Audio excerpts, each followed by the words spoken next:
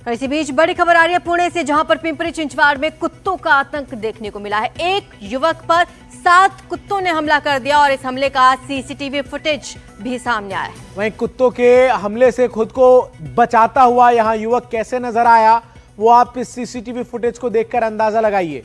कुत्तों के हमले में युवक जो है वो घायल हुआ।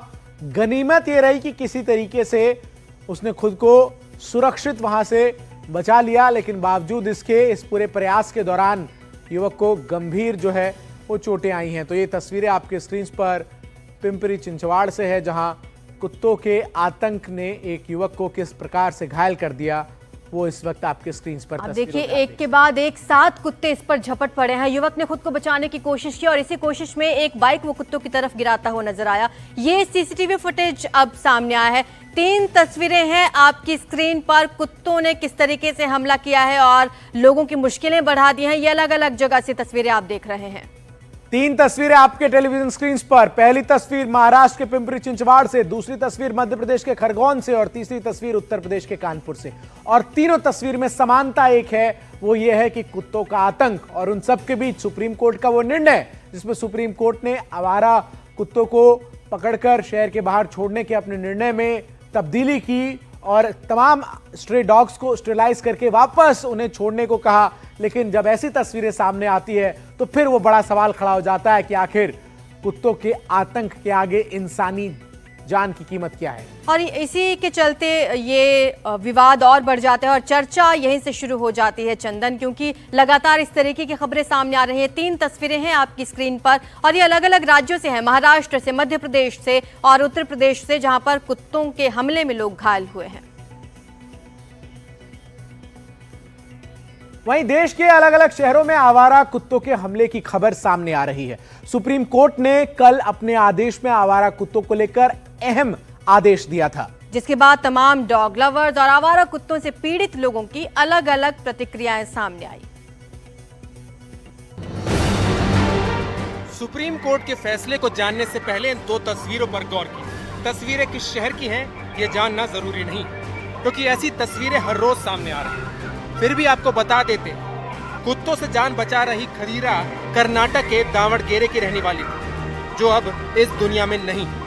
दूसरी तस्वीर दिल्ली के रोहिणी की है, जहां आवारा कुत्तों को पकड़ने गई नगर निगम की टीम पर कुत्तों के समर्थक हमलावर हो गए, उनकी गाड़ियां तोड़ डाली और गालियों की बौछार की 16।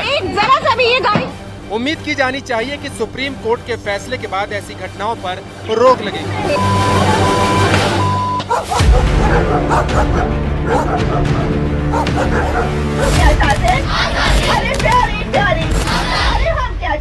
दरअसल आवारा कुत्तों के मुद्दे पर बटे समाज के लिए शुक्रवार को सुप्रीम कोर्ट ने एक अहम फैसला सुनाया। 3 जजों की बेंच ने आवारा कुत्तों को लेकर 2 जजों की बेंच के 11 अगस्त के अंतरिम आदेश को काफी सख्त बताते हुए उसमें कई बदलाव कर दिए।